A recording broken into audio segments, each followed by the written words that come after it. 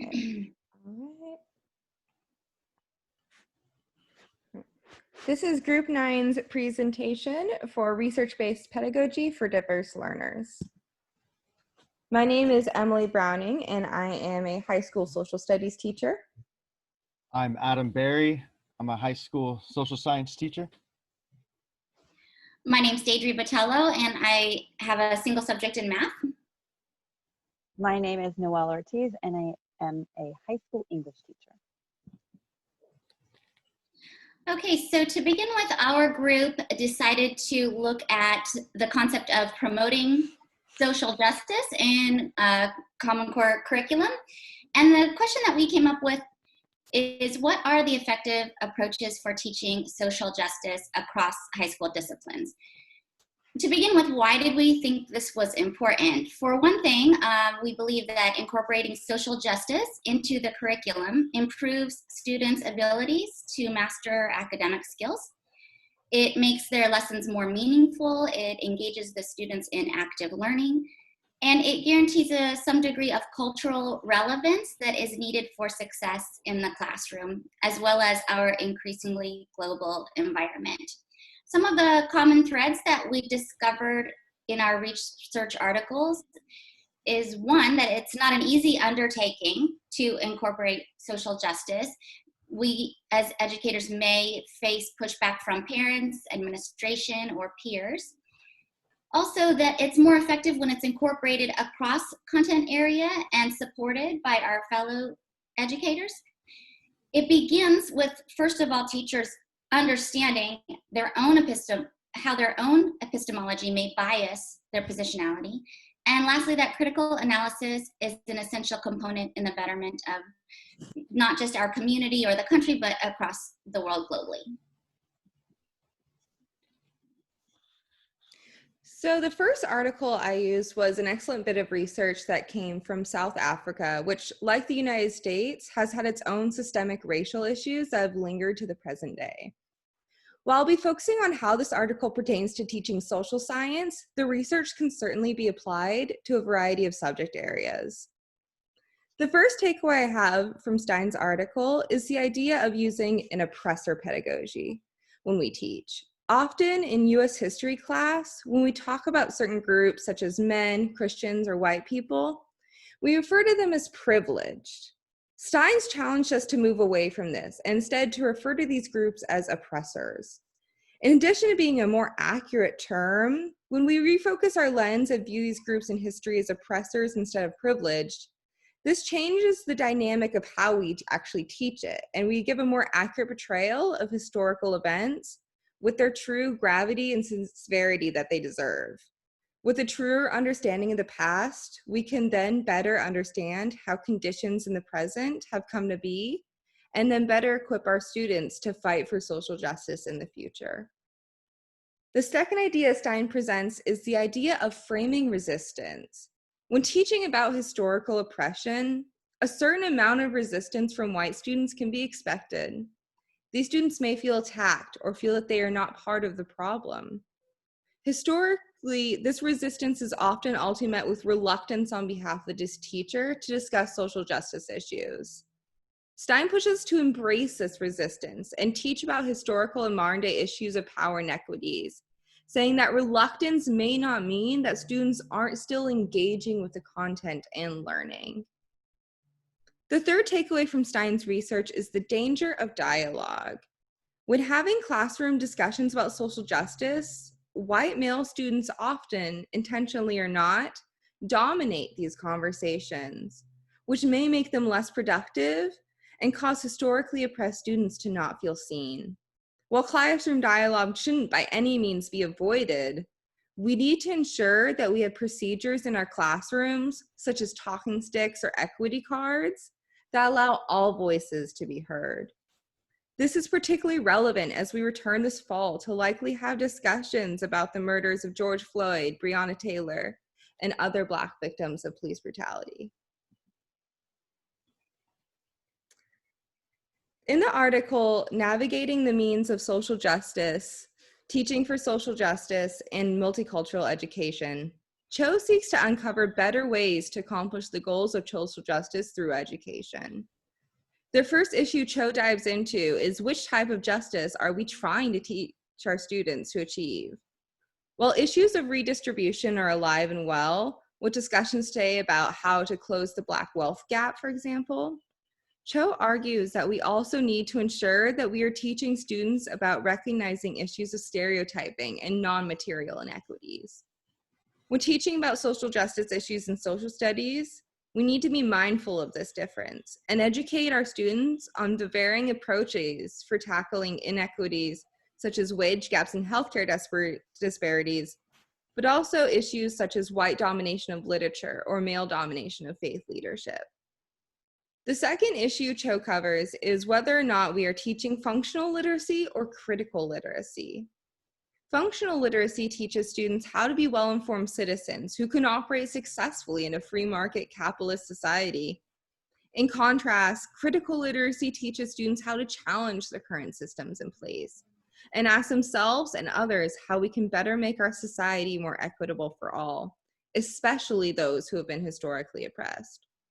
While both literacies are crucial for accomplishing social change, students are often only taught functional literacy in social studies classrooms. As social studies teachers, we need to take a proactive approach in ensuring that we are giving our students the necessary knowledge and strategies to transform the current social systems at play. The third piece of Cho's research I would like to introduce is the idea of developing personal literacy.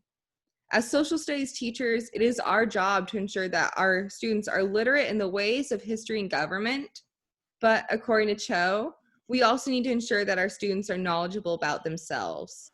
Helping students recognize their strong suits, grow their personal interests, and become aware of their emotions and identities will better empower them to fight for social change and know their role in achieving social justice worldwide. Okay. Dr. Allison Dover has done extensive research in the field of social justice education. In this article, Teaching for Social Justice in Common Core, she sought out to see if ELA teachers could implement teaching of social justice when faced with restrictive mandates. Dover defines teaching for social justice as the attempt to use one's position in the classroom to promote social and educational reform within and despite repressive educational conditions and mandates. Moreover, she envisions teaching for social justice as comprising of three primary dimensions: curriculum, pedagogy, and social action. This study analyzed the written intended curriculum only, not how it was implemented or received. A team of 6 justice-oriented researchers, ELA teachers, and teacher educators reviewed raw and coded data collected from a sampling of 24 teachers from 13 states in a variety of areas. Next slide, please. Thanks. Overall, the lessons that were critiqued emphasized the reading and analysis of justice-oriented literature and informational text. 83% submitted lessons taught skills and content that related to Common Core reading standards.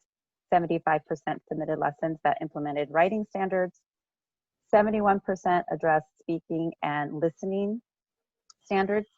The social justice topics involved were broad, varying from race to religion to sexual orientation. 25% of lessons explicitly engaged students in social action. Next slide, please.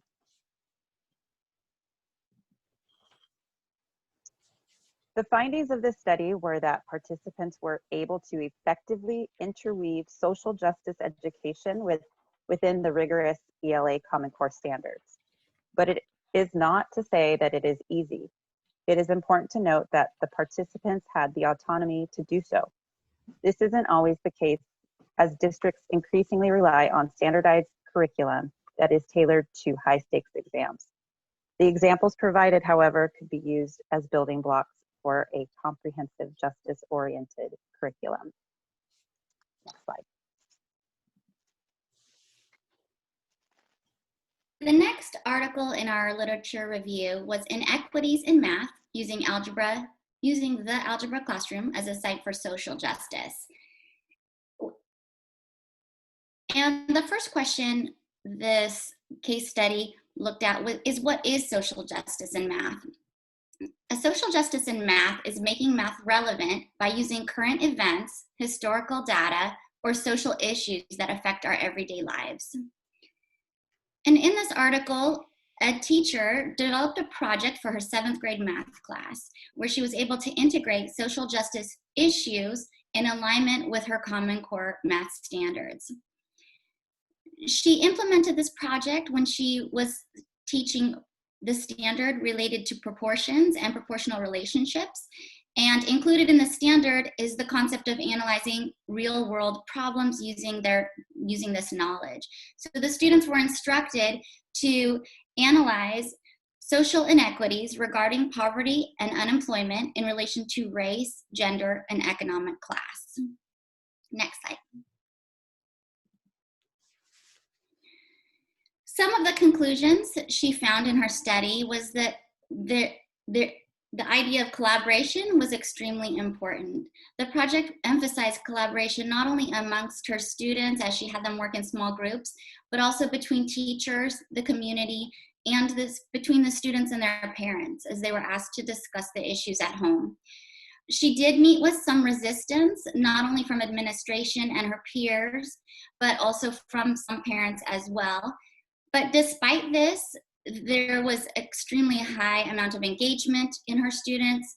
They were engaged because the content was relatable and relevant, and because they were given quite a bit of freedom to research issues of their own interest. And she also had noticed there's quite a bit of resources available, especially in her content area. One of them that has come up many times is radicalmath.org. And this is a really interesting research for educators with a desire to bring social and economic issues into their content curriculum without compromising their Common Core objectives. There was over 700 free lessons available relating these concepts. Next slide. Social justice education in a diverse classroom, examining high school discussions about race, power, and privilege. Welton et al. This study was conducted in a particular high school social justice class that was intentionally made diverse with students of various backgrounds, ethnicities, and cultures, most of whom did not know each other. The study was to gather qualitative evidence of pedagogy and dialogue on issues of race, power, and privilege. The study used Hackman's 5 essential components to social justice as framework for the observation. Those are multicultural group dynamics in the center, content mastery, factual information, tools for critical analysis, systems of oppression, tools for action and social change, tools for personal reflection. Previous research was acknowledged that teachers bring their own biases to the class, and it is pointed out beforehand and proven after the fact that social justice education is not absolved from, but rife with racial politics. Race, class, and other controversial topics are often avoided or silenced by discomfort. This was observed during class discussions and during a youth participatory action research project when students were to survey other students on instances of prejudice they have experienced. One group with 3 students of color and 3 white students discussion on the inequities of dress code enforcement based on race fell apart due to finger pointing and uncomfortable findings. The teacher expressed her frustration with the students' lack of interaction with these topics in other classes. Next slide, please. Implementations of social justice education. Acknowledge and interact with topics of diversity, oppression, and privilege often to enhance rapport with all students and facilitate discussion. It cannot feel taboo or something alien to students. Topics on social justice must not and need not fit into every single lesson, but it's important to create a safe space of trust to share true feelings, thoughts, and findings. Incorporate lessons and strategies that identify power and privilege. The point is not to make anyone feel guilty or discourage, but rather to work towards a solution of equity. Learning about random acts of racism is not enough, and the systemic and institutionalized implications of the past and present must be analyzed as well. One example lesson was a school analysis that gathered data of the percentage of students enrolled in honors or AP courses based on race. The students' findings were that they were disproportionate, being a grand majority of white students in these courses. This sparked the conversation of if students of color are held to different expectations and difficulty in proving their talent or worthiness of such courses. The graph to the right is national data for students at schools that offer AP courses on the top, and the students enrolled in these courses by race on the bottom. You can see the enrollment is disproportionate. A privilege walk in class demonstrated white privilege, as they called it, by lining students up and having students step forward if a statement applied to them. Statements such as, most of my teachers look like me, and I have never been called a racist slur, etc. Last point here, clarify race as a social construct and provide opportunity for individual reflection on identity. Having students gather in the corner of the room that they feel society defines them by, or where they may face discrimination, offers a chance to self-reflect on inherent prejudices and stereotypes.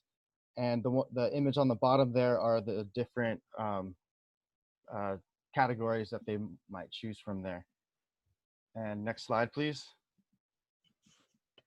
Implications of social justice education. The more multicultural and diverse the classroom, the better. Promote teaching for social justice across the curriculum. Disparities are found in numerical data for math class. Literature classes choose the narratives and experiences to be explored, etc. All subjects have the opportunity to discuss these topics. Ask yourself, how can my students use these skills and concepts for social justice in the real world? The goal must not be limited to mastery of standards, rather than providing tools for the betterment of society towards social justice. Next slide.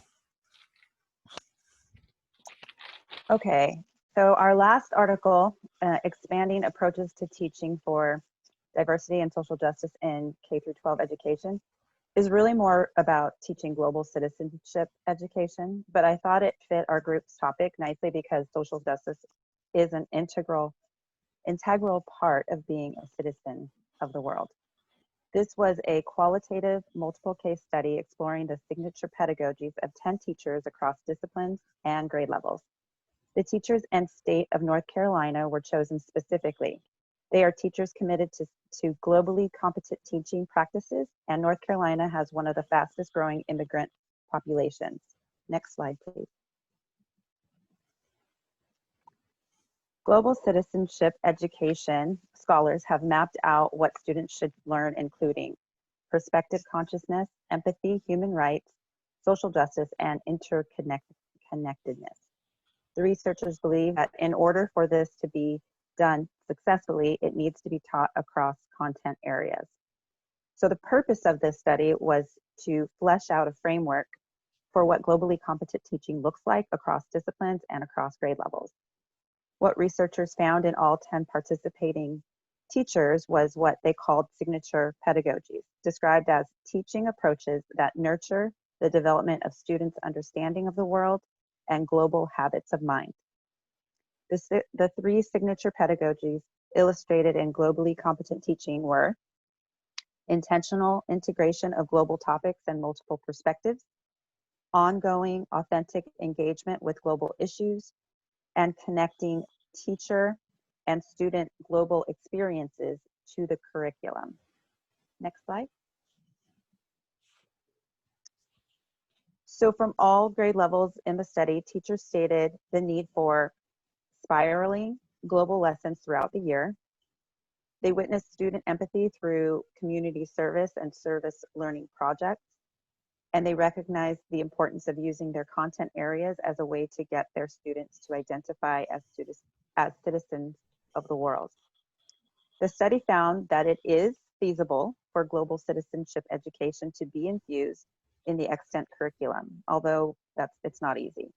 Teachers had to be supported by education policy and have the autonomy to do so. Next slide. In doing our research, we have learned that social justice can be intertwined in every discipline and can be done so in a way that supports Common Core standards. In addition, lessons about social justice don't need to be confined to Black History Month and can and should appear throughout the year.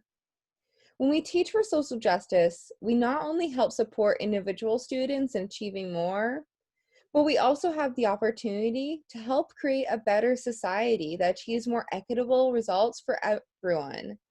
Lastly, incorporating student voice and choice and recognizing that individual identities matter always, but especially become important when we teach for social justice.